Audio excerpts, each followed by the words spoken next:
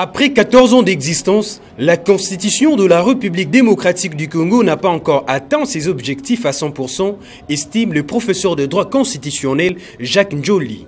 Les consensus, comme on appelle en sciences politiques, les consensus axiologiques, c'est-à-dire que nous sommes tous d'accord que nous allons vivre ensemble autour de ces principes-là.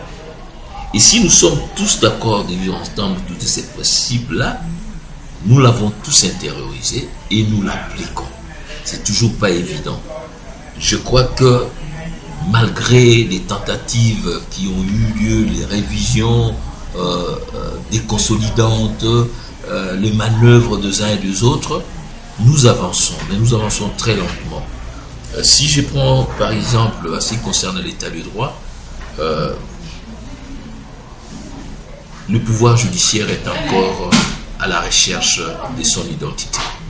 Pour ces maîtres d'école de droit, il n'y a pas de bonne ou mauvaise constitution. La question est plutôt de savoir si on peut avoir confiance aux acteurs politiques qui doivent appliquer à la lettre le principe mis en place par cette loi fondamentale.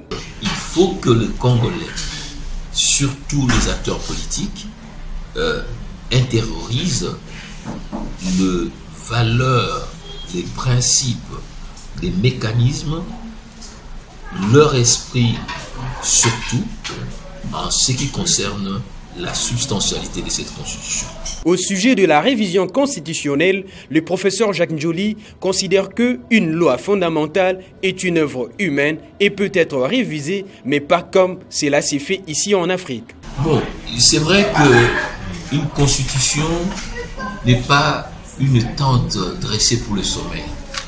C'est une œuvre humaine qui peut toujours être corrigée. Mais ce qu'on a remarqué dans le pays africain, on révise les constitutions très souvent à la veille des élections. On révise les constitutions pour renforcer le pouvoir d'un homme qui ne veut pas quitter le pouvoir et qui change les dispositions, par exemple, liées au nombre de mandats. On révise les constitutions pour accroître le pouvoir de tel autre. Il y a des problèmes, il y a des points sur lesquels il faut réviser. On discute par exemple aujourd'hui sur la question de la double nationalité. Du reste, Jacques Njoli soutient que la constitution congolaise est la petite sœur de la constitution française, mais ne pas sa sœur jumelle ni sa sœur siamoise, car elle a apporté des innovations.